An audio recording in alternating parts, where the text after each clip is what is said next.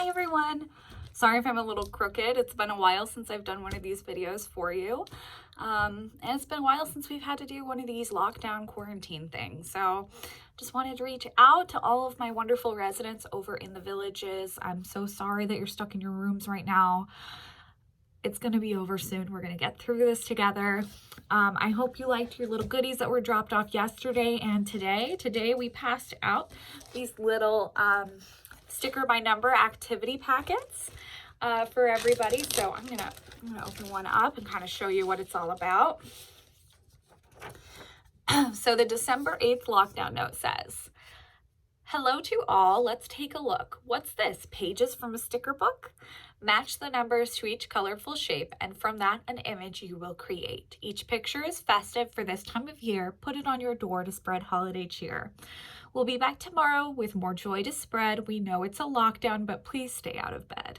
With love and care for all of our friends, Life Enrichment sends hope that this lockdown soon ends. From your Life Enrichment team, Cece, Ashley, Gina, and Emily." So we got a cute little note in there.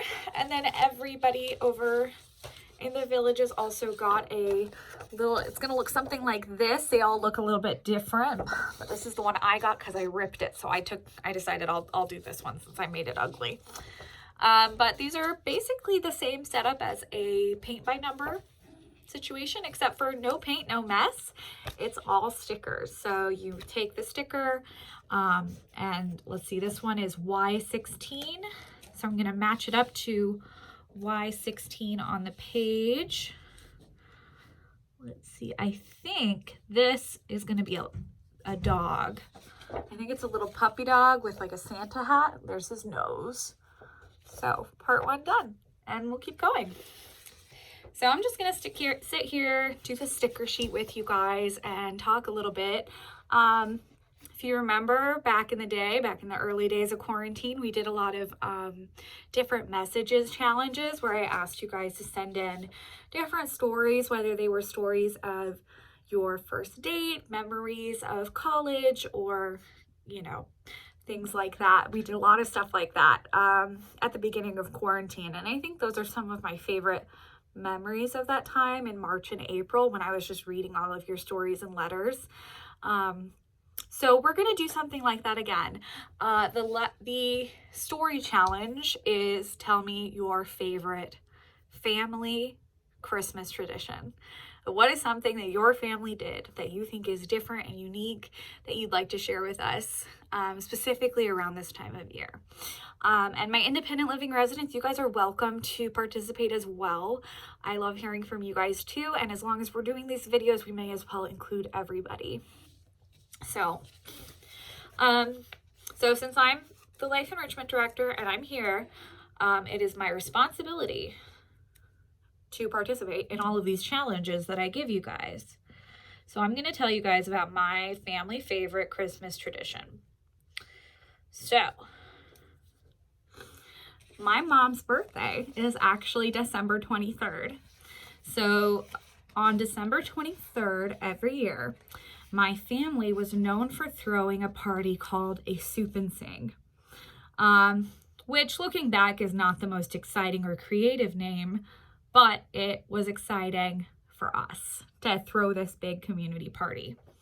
I think at our biggest soup and sing, we had about probably 80 people show up, and we did not live in a big house by any means. We've always lived in smaller places growing up. But my family, my mom especially, this was the one time a year that she wanted to play hostess. And so she invited all of her friends from church. My dad invited all of his friends from work. We invited our friends from school and their families. And it sometimes would get out of hand. And I remember the stress and the kind of tension in the air as my mom would run through the house trying to make sure everything was cleaned and ready for the soup and sing, to make sure everything was prepared. And we did this every year. You'd think we'd get into a routine, but we were not those kind of people. We were last minute, procrastinating kind of people. So that is what we did. But the soup and sing, the point of the soup and sing was essentially it was a potluck. It was a potluck party where everybody brought their favorite kind of soup. and or rolls were also welcome. Soup or rolls or a dessert. So everybody brought a different kind of soup. Some years, depending on how many people came, we did ask them to bring their own bowls because we did not have enough bowls. So everybody was supposed to bring their own soup, and then everybody was also supposed to bring with them a musical talent, hence the soup and sing. So we had a lot of musical friends growing up, and all of us kids had different instruments we were playing at different points in our lives, whether it was piano for my sister, or, fun fact, for a brief amount of time, Cece played cello. So I did play cello Christmas music for a couple years for our soup and sing. By the end of the night, whoever was best at piano ended up at the piano, and that person would typically just start playing Christmas carols, and we'd all just kind of sit around the piano and sing together different Christmas songs. So that is definitely one of my most cherished holiday traditions that my family did, especially now that my mom's gone. It's really got a special place in my heart. Whenever I find pictures of our old soup and sings and stuff, I get so excited because you don't realize how important those memories will be until you're older, I guess. But I just remember my mom slaving away in the kitchen, like helping her peel the potatoes, make sure all of the soups have a place to sit on the tables, make sure the kids' table is set up, all of that. I know I'm saying a lot. I'm just trying to recall these memories and also put together this sticker by number, which is taking more concentration than I anticipated. So good luck with that, guys. Anyway, so after my mom passed away, which was in 2018, actually close to a year after that, we did a soup and sing. My sisters and I and my husband, we met with one family, just one other family that we knew had a lot of musical talents, and they were pretty close family friends, and they just wanted to celebrate with us. And so I asked if they would be willing to host the soup and sing for us that year. Because I decided that it was time to start celebrating my mother more than mourning her. I know we're never really done with mourning, but I was ready to start celebrating her life, and I wanted to start looking at it in a more positive way. So that's what we did, and it was a really powerful Christmas when we did that. It kind of just set us off in the right kind of mood. You know, it's the eve of Christmas Eve, if you will. And it definitely turned things around as far as how I remember these important times with my mom. You know, it's more about being thankful for the time I did have with her than it is being upset about the time that I lost. So that is my favorite family Christmas tradition that is unique to my family, or semi-unique. I don't know. I've never heard of anybody else who does a soup and sing. I think it was just a brainchild of my mother when she wanted to be a hostess but didn't have money to throw a big party. This was the solution, to do it potluck style and to serve soup, which is fairly an inexpensive holiday type food. So that's what we did every year.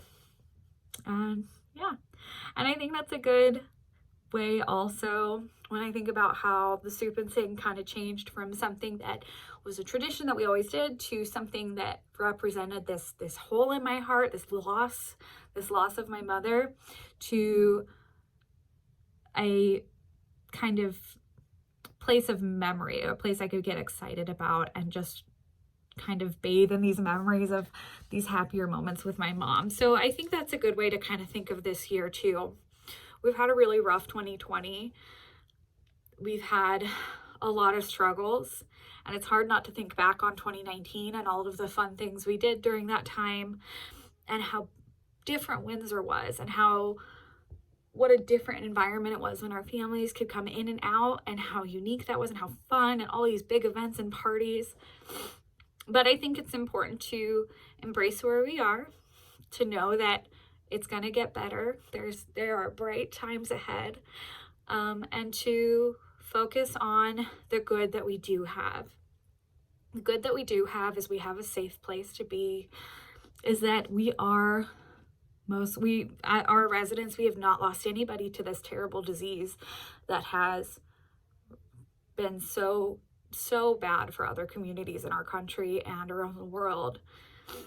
And, you know, we have each other.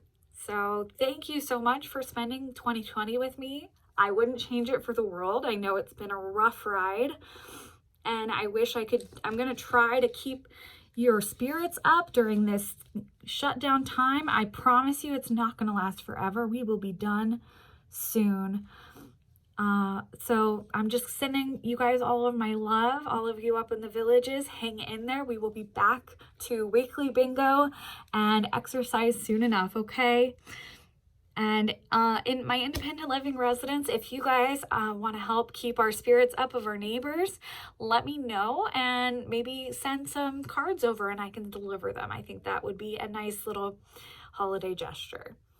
All right, I will see you guys tomorrow. Happy Tuesday. Bye.